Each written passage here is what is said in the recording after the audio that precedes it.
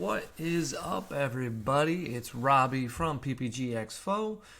Today, we're going to go over my deck that's coming up for the Invitational. You're going to see an oldie but a favorite on the deck list that I think I'm going to try out. Currently, I'm trying to figure out if there's any spice I can add to it. Currently, I can't.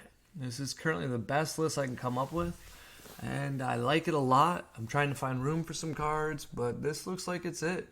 This is exactly 50 cards. I'm considering dropping Testing Opposition and adding a Beerus ×2, and then also adding a third Bardock. I think that would be the right number, and having I believe that puts me at a 52 card deck. Yeah, I'd be at 52.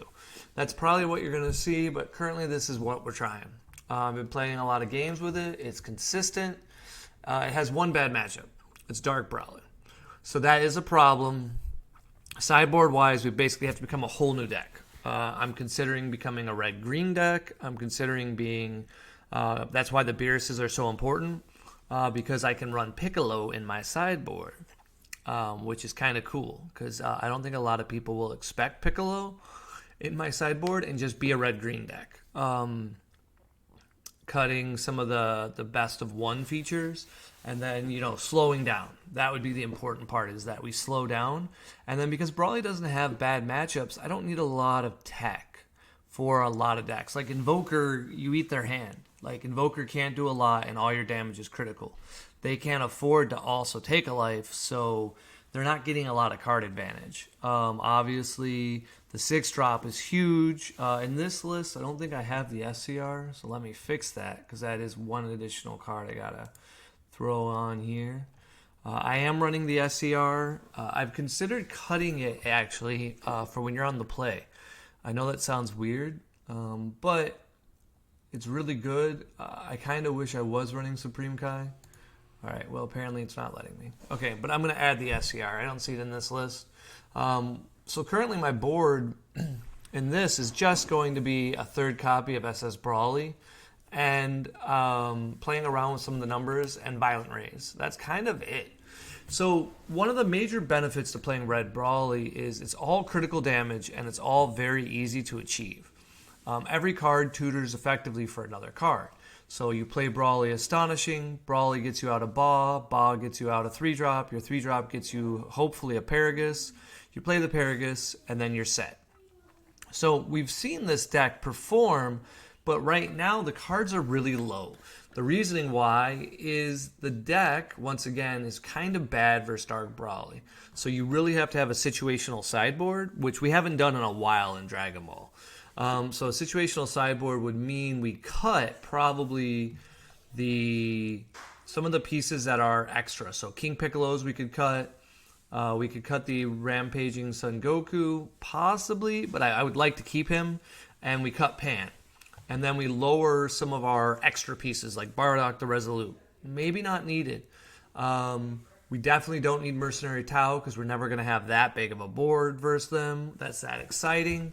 But it's still good cards. And then, like I said, this Testing the Opposition, it was a cute trick that I tried out. Effectively, it's a double negate. But it never worked the way I wanted to.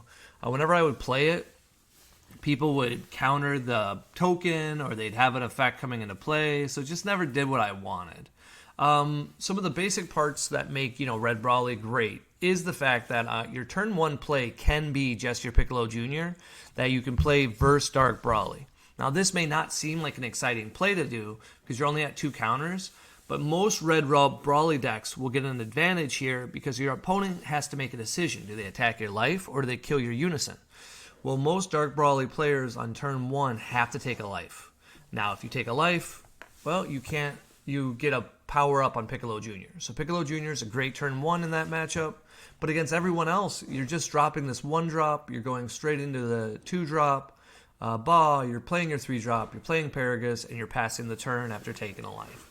So you've got a very big hand, you have a very big board state, and it's just a lot to deal with.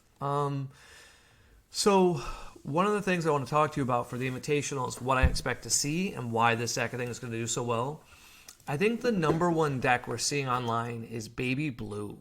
If you guys have noticed, it got a lot of support in little cards lately, and it's very popular. The other popular deck we're going to see is Android 21, I think is going to be at the Invitational, and we're going to see like Brawly Surge. Now, those those decks have built-in weaknesses that they're trying to use cards like Nimbus Cloud and other effects to stay alive early game.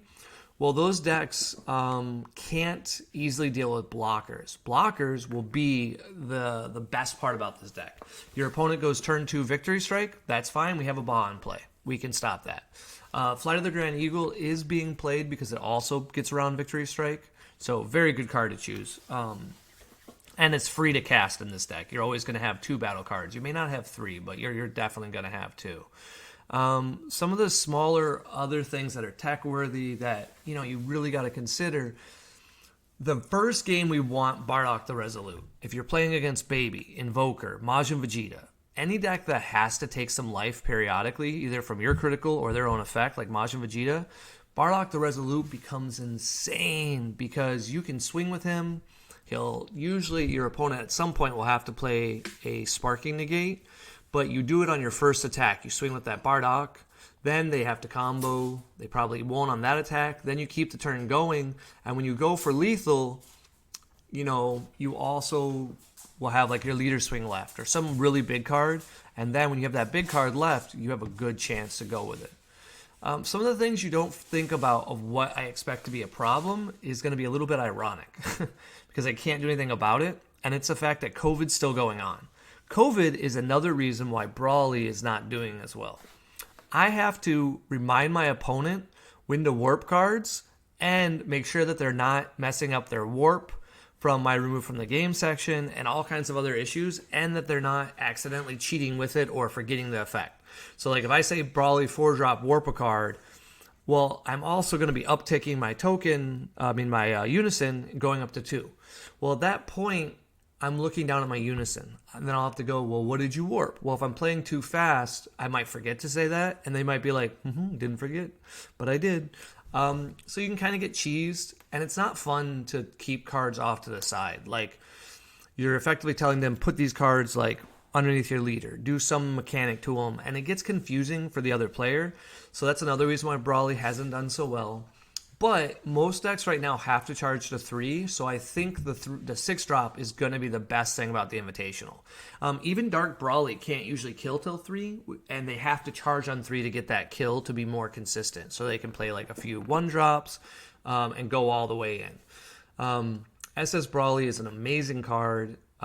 In case you're not familiar with it, he basically turns on your Unison since he does 2 markers, and the fact that you have a built-in ability of your Unison to gain a counter whenever critical damage goes up. But then he's also a 35k double strike critical. So you don't have to combo in this deck. And that's the part that I really like about it, and why I think it's going to do the best, is you get to still just swing with leader. 10k critical. If they combo out of the attack, and as long as it's not like an arrival play or something great, you're going to benefit long term, because on your turns 4 and 5, those damages will go through with critical. And if they're at, let's say, 6 life, well, at 6 life on turn 3, you can still easily put them down to 0. How, you might ask? Well, you attack first with your 5-drop on turn 3. They take the critical damage to go to 5. You swap into this Brawly. You swing.